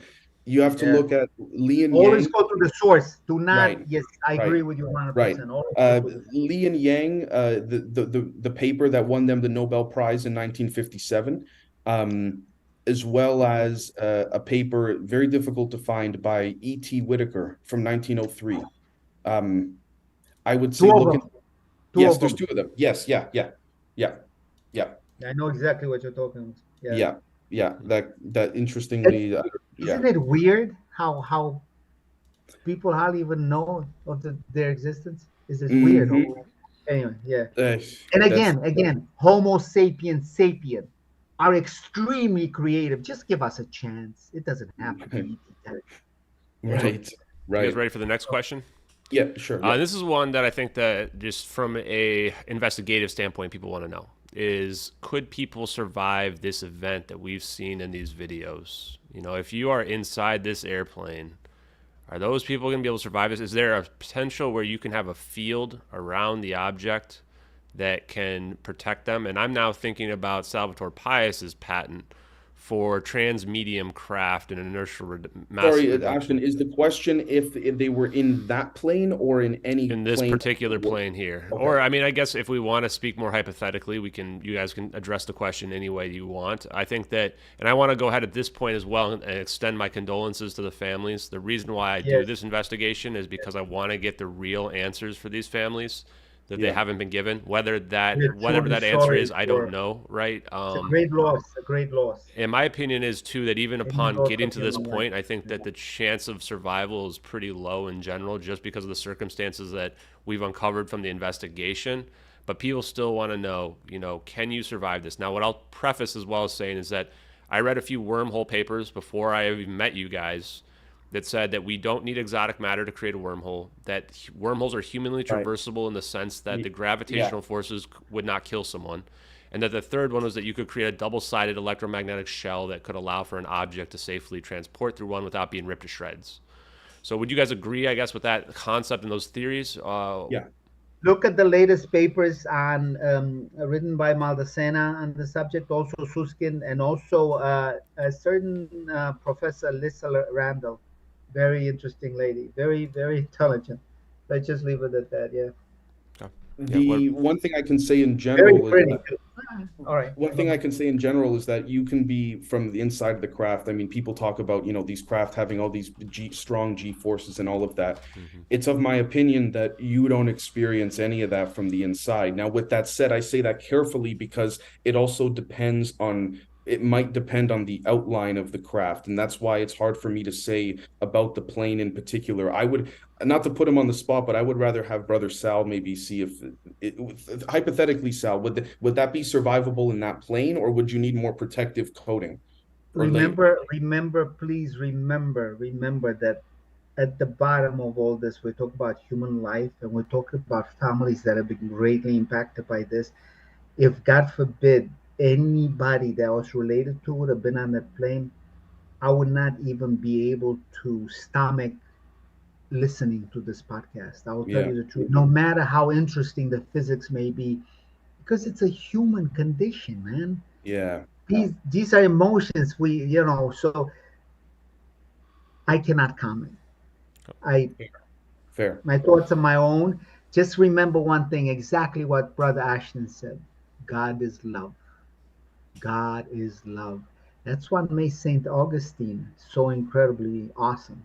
I love St. Augustine. Not just because he said what he said about time, but Right. remember, God is love. There's no need to comment further. Okay. That's fine. I think I agree with that. Now let's go into something that's a little bit more less controversial, which is around the technology in terms of getting it out there. I think that this is the big question, the discussion that needs to be had, which is how do we get this out there? What type of treaty or international agreement do you guys think would be necessary in order to safely deploy this type of technology for just say the energy purposes? Let And me could it be take this, protected? Brother Ross. Let Go me for it. take this. Yep. Sorry to interrupt. Okay, You're let fine. me take this.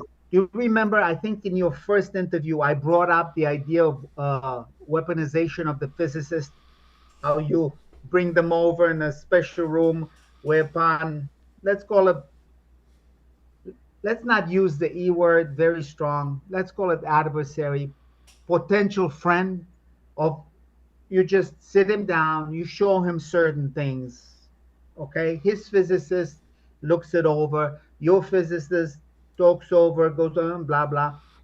Eventually, again, the physicist, their physicist, turns to the commander salutes, goes outside, the political representative comes in, and all of a sudden we have peace on earth. This is what I'm talking about. An era, an epoch of deterrence is feasible by basically bringing the adversary in on these things and actually saying, look, we either destroy each other or together we build a better world.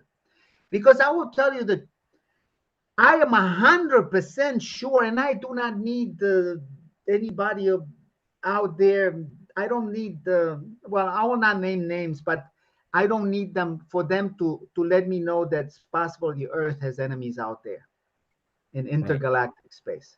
Because I'll tell you right off the bat, this so-called third rock from the sun, it is such a beautiful place, natural resources. We have so many things. You think the apple of the eye has not, put it this way, sensed a certain eye of Sauron, all of a sudden turning toward us and say, whoa, I want that. So that's what I'm saying. Only by coming together will we be able to stop what I think is, if not on the way, already here in some shape or form, or God forbid.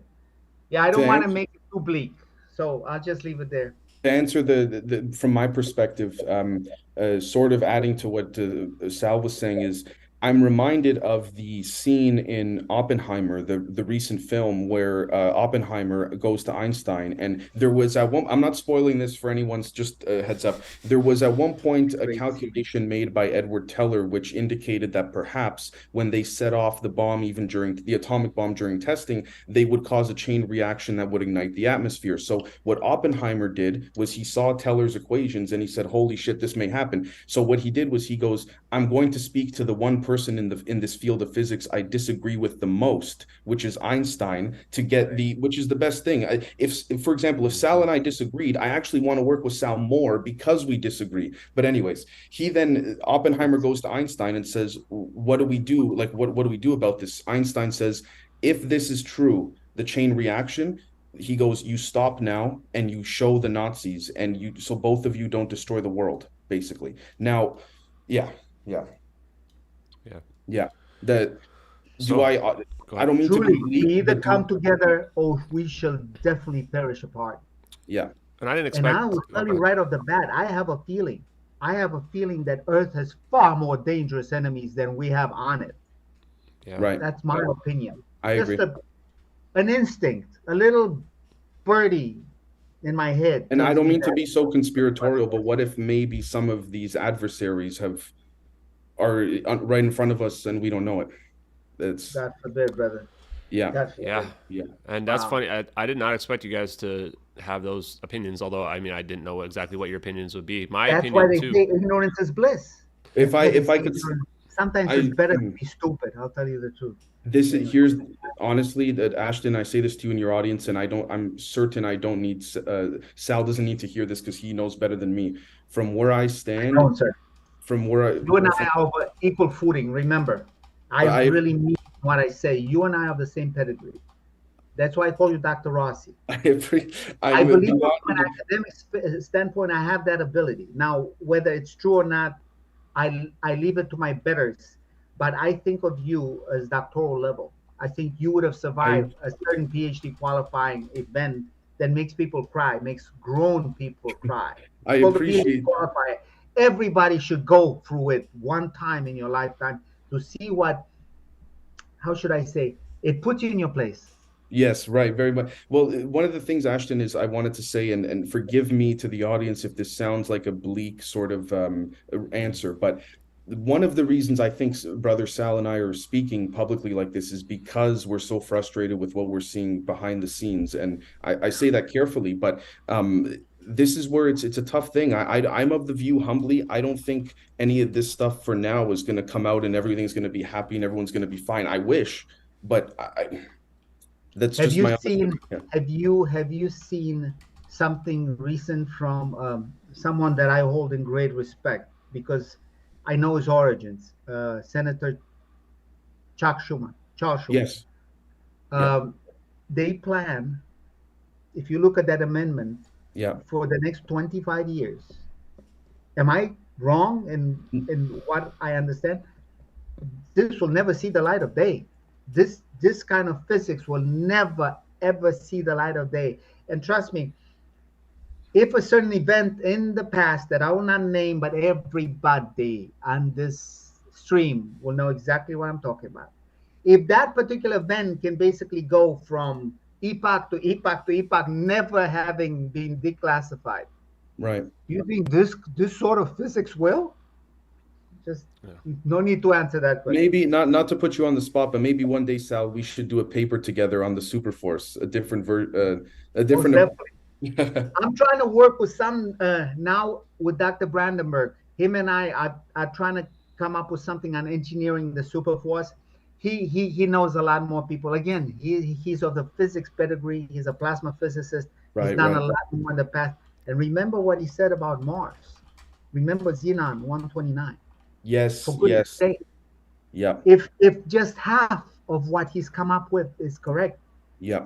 You're talking about the... Not only are we a civilization with amnesia, as a certain person says, but thank God we are a civilization with amnesia. Perhaps we came from Mars and we destroyed Mars, and now that's where we're at now. That's a theory that I've wondered about a lot. I know that's what you're referring to, Xenon, right? Is the nuclear What if this is a sort of prison planet? Prison planet hypothesis, definitely an interesting one. I think this is why I like talking to you guys, because you're extremely smart and you come to a lot of the same conclusions that. Sometimes I wish I was dumb as. Yes. You know what? A lot of the same stuff that I think about from the last 5 years. I would be a lot happier. If I could address a couple of the comments you guys made as well, and you guys can keep going, is think that one thing is that I try to imagine if people are in there doing these advanced experiments, maybe you guys are some of these as well. I mean, just imagine the mindset of somebody who goes and sees this technology. Can I just say, I'm so sorry, I have to say this because you, Ashton, you create a beautiful environment for me to say. This is not to anyone in particular. Do you know what it's like to be in a lab working on something, dare I say, magical, and then you leave that lab and then you got to go in a car or in a plane run by oil and you see everyone? I think I can relate to it. I've been going through that ontological shock myself, just looking at this as somebody who was just a normal person 4 months ago, right? And then I had this happen to me while I was sitting at the airport, and I'm just looking at everybody staring at their phones, realizing that the world can be a completely different place. Everybody just absorbed in their own little reality. And, you know, this is where I thought of you, Dave, and Sal as well, where it's like we've got people out there that are looking at the technology that can change the world, and then they've got to go back to their normal life in reverse. This is part of the reason why I don't think I can go back to a normal life after this either. It's it's so much to take in, right? And so much to think about. What are the implications? Brothers, let me have your take on this. I'm going to put something out. There's something that's being said a lot lately that bothers me somewhat. See if you resonate with what I have to say. They keep on saying that data is the new oil. I believe back in the 18th century, or rather 19th century, a at the cusp of, at the transition thereof. They used to say that oil, or rather, yes, oil is the new coal. Do you see the transference? Because Yes. I see alternative energy being the new oil, not data. You see what I mean? It's as if on purpose we're being derailed. Yes. Anyway. I want, if I could say as well, one of the things I find so interesting is when you look at that, it's almost, we're seeing, for example, I'm in Canada right now, and in Canada they're trying, there's a business model some companies are trying where, for example, you buy the car but you rent the battery like a Netflix subscription, and you can never own the battery. And this is interesting because this can go very good and also very bad in my opinion. It's very, it's hard. It's hard. The idea that everything is like a Netflix subscription, for me personally, I don't know, especially when you look at, and I brought this up before, but it makes one wonder, before World War I, we see these images, the ones that haven't been edited, World War II and even before, of these pneumatic forms of transportation. And it makes you think, where the hell is that today? Like, it really makes you think, and I say that carefully, but people were sending messages, and you could see these old paintings and even schematics of, they put their cat in a tube, and this is just compressed air for transportation. So it makes you think, and even that's not even talking about potential anti-gravity and all these other beautiful things, just compressed air. Like, you could do a lot, for example, with sound. As something that you said in your podcast with Ashton, at that point in time, when you said, what if the phonon is a spin tube part? It spoke, acoustic levitation. Again, you are of a certain mindset, sir. I'm not kidding. If I wore a hat, I would take it off for you. And that's why I call you Dr. Rossi. I don't say that to be funny. Well, Sal, I want to thank you. I want to thank you so much, Sal. A person's pedigree, a person's origins mean nothing if what they have achieved, it's what they have achieved, the level of intelligence, the level of intellect they have been able to achieve, that should matter. It's something that I hear Ashton say a lot, that it's not who you are, it's what you have to say that matters. I would take someone, if I'm hiring employees, I would take someone with heart over someone with 10 degrees. That's just me. But so would I, sir. Well, Sal, one thing I want to say quickly. First off, thank you a million times over. But for me, it was very simple. I went on Google and I look and I go, what is a phonon? What spin is it? And it says, Google says it's a spin 0. And that made no sense to me at all. I said, what the hell is this? And how can the vibration of a crystal lattice, do you know who could settle all this? And I'm pretty sure in some lab somewhere, maybe just theory somewhere, Professor Wilczek is doing some unbelievable work. Professor Wilczek, if you ever listen to this, if you ever hear of this, if someone says you got to look at this, whatever you're doing, I wish I was involved with. And Dr. Rossi here was involved with, and Ashton was involved with, because we really belong in that world, brother. We really do. Yeah, a couple more comments I want to make. I think we can start to wind it down, but I know we will definitely talk again, and you guys are welcome back on Hard Truths anytime you want. I do want to say a couple of things too, just my own opinions on a couple of things, which is that I don't think the government will ever give us disclosure, like you guys mentioned with Chuck Schumer and the amendment going through there. The time frame for this stuff happening, it's never going to happen. I think they may think that it's national security. It's got to be forced by our hand.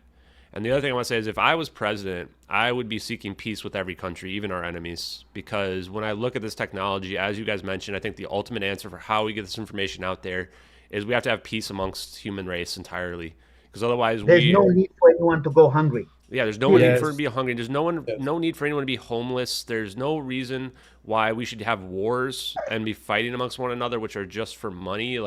This, we should end this, and we should be looking globally. I want to just read part of JFK's moon speech, just a few lines from it for everybody right now. And he says, "But why, some say, the moon? Why choose this as our goal? And they may well ask, why climb the highest mountain? Why 35 years ago fly to the Atlantic? We choose to go to the moon. We choose to go to the moon. We choose to go to the moon in this decade and the other things not because they are easy, but because they are hard. Because that goal will serve to organize and measure the best of our energies and skills. Because that challenge is one we are willing to accept, one we are unwilling to postpone. And therefore, as we set sail, we ask God's blessing on the most hazardous and dangerous and greatest adventure that man has ever gone. I think about that almost every day with respect to this technology and why I think he was a visionary at his time and saw what the world would look like 100 years from then. If he was allowed to do what he wanted to do, I think everything would be different, in my opinion. That's my opinion. He was gonna do so, yeah. I completely. It's sort of like the quote from Equalizer #2 when the young kid asks Denzel Washington, "Why me? Why me?" And he goes, "Why not you?" Exactly. And that's the way I see it. Well Why said. not? If I was ever asked, would you like to live in a parallel reality? Do you know which one I would choose? One in which JFK is still alive. Me too. Mm. And that goes to one point that people had in the chat, which is about time travel in general. And I think that you can't break causality, but if we're talking about string theory, which is what Salvatore Pais is talking about just now, is that there may be alternate realities and alternate timelines, right? So we can't really rule anything out, especially when we're dealing with what appears to be essentially String magic. theory has Right? to be looked into again. Please, someone out there, the great minds. We're talking about Witten. We're talking about Strominger. We're talking about Gross. We're talking about Wilczek. We're talking about Green. We're talking about Kaku. Why not? Okay, fine. God equation, fine. Have it your way. If that's what it takes, fine. Please look into this superforce thing. Look into it and see whether you can adapt it to your ideas, because I think this may crack it. We may actually be at the cusp of a third revolution in strings, and strings may actually be the final ultimate theory. And I'm sorry, Dr. Weinstein, I know what you think of strings, but let's give strings another go. It might just be, in Weinberg's own words, dreams of a final theory.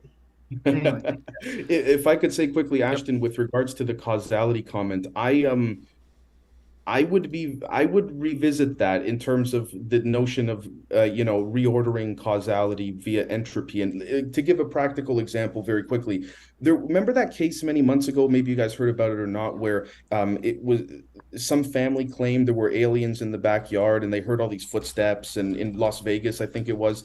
What if, I'm not saying this is what happened, but what if when they claimed they heard footsteps, but it sounded like thousands of footsteps, what if that was just the footsteps of two beings, let's say, but the family was experiencing those events all at once? And so they heard all of the footsteps that otherwise would have been linear, step forward, step forward, step forward, but they heard all of it at once in one sort of causal notion. It makes you think about maybe you can reorder the arrangement of things, for example. I think and this is crazy ass speculation. This is beyond speculation. So please, guys, if the great ones will ever, which I doubt, but if they do, you never know. Sometimes someday Strominger, Gross, Witten, Wilczek, again, will listen to this podcast. What if our understanding of reality is completely, how should I say, infantile?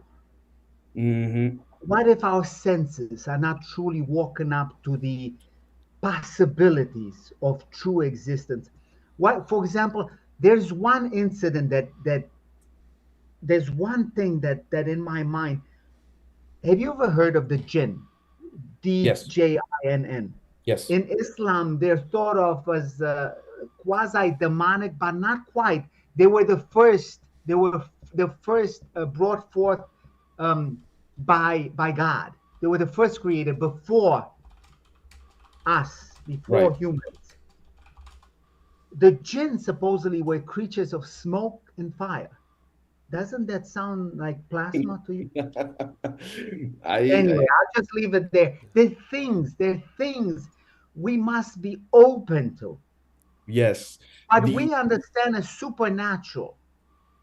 Right. Okay. I would love to. You said it perfectly. I just want to give one more point to what Sal said and also to the whole concept of causality, Ashton. Yeah. So we view, I just drew on a paper here, we view time as, linear. So if we wake up, we have breakfast, we go to work. Now, what if we took those same processes, but in a circular sense, you went to work before you had breakfast? You see what I'm saying? And then, so it makes, yeah.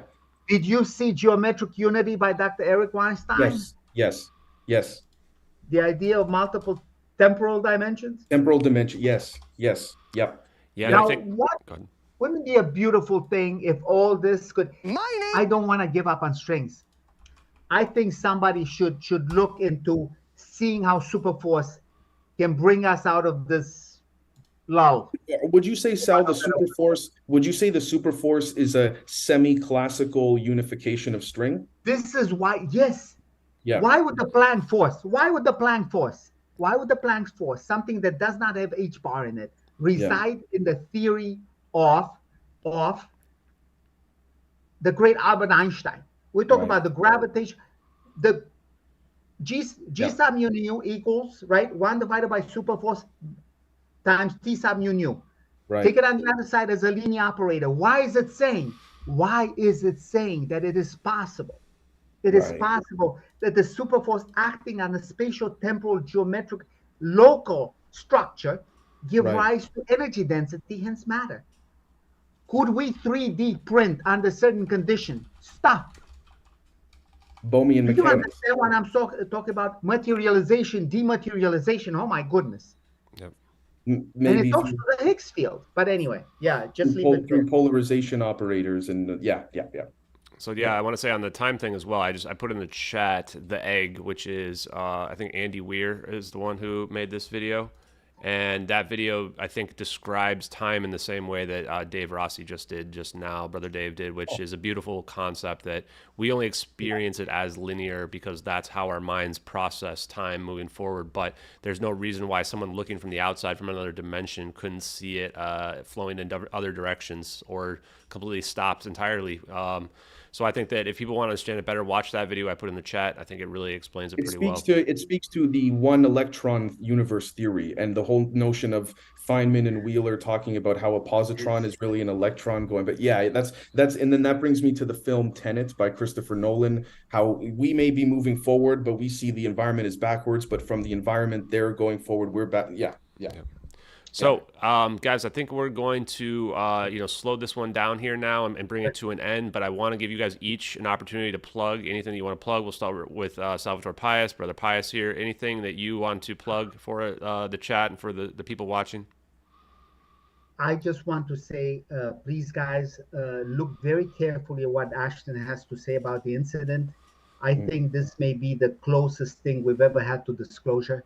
We should not go the way of naysayers. I will not name names, but you know who I'm talking about, a certain gang of hyenas, but let's just leave it at that. And how should I say? There's far more important stuff to natural phenomena than derision. Let's give it a chance. Let's look at it all of a sudden in a serious modality. Could this be it? Okay.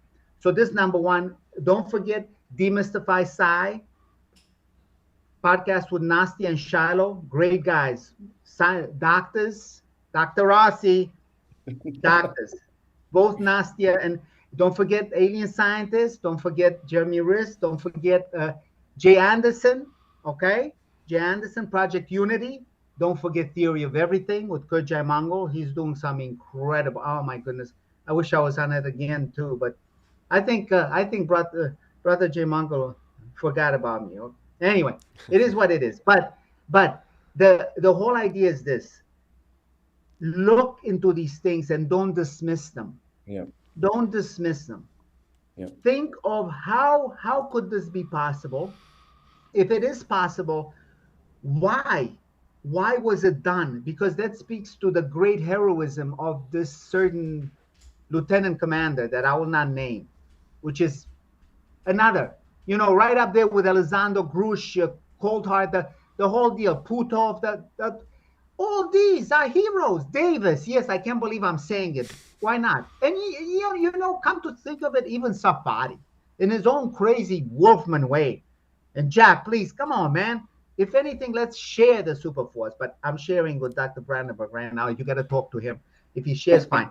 But anyway, so in other words, there are ways to get past this individualistic uh, uh, man eat man, dog eat dog. There's no need for that.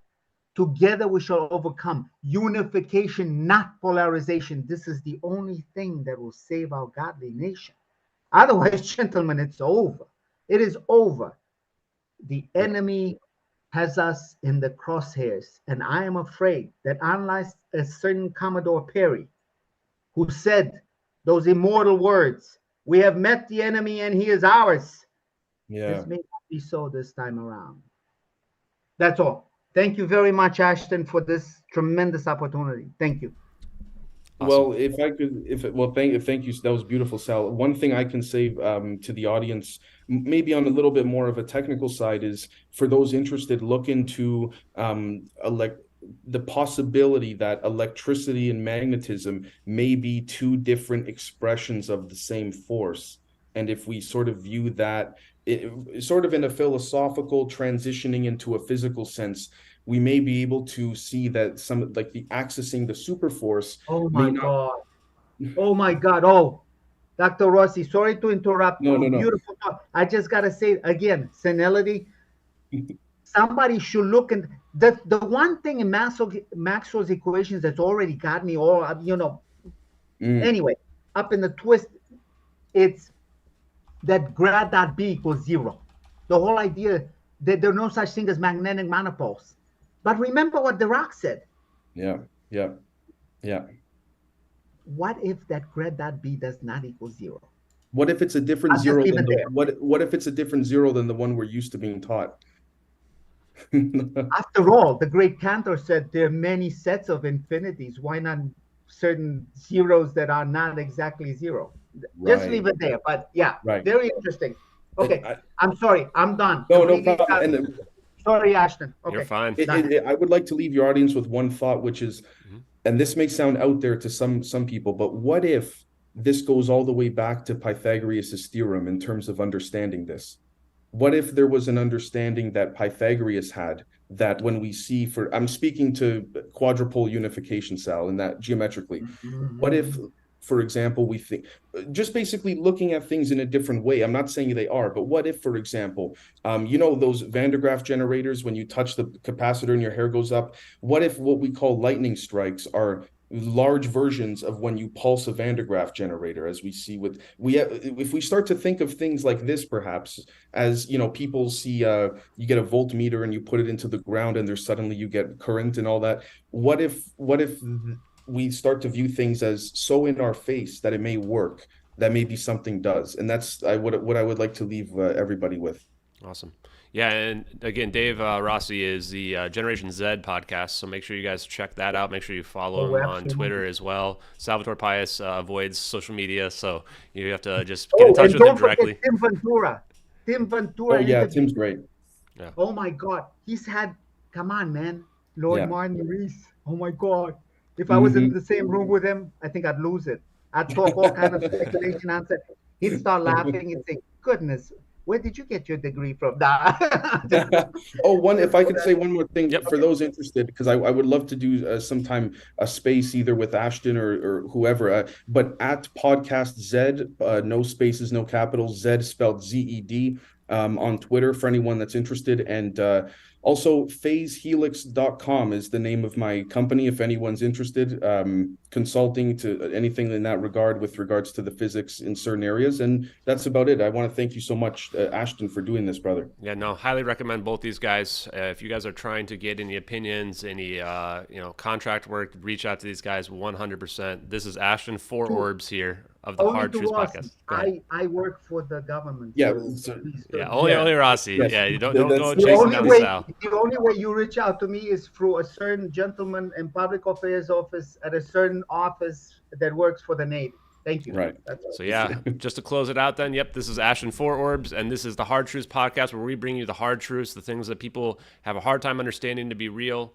And thank you everybody here very much, everyone in the chat, for your time. Appreciate it. And yeah, have a great day, guys. Recording stopped.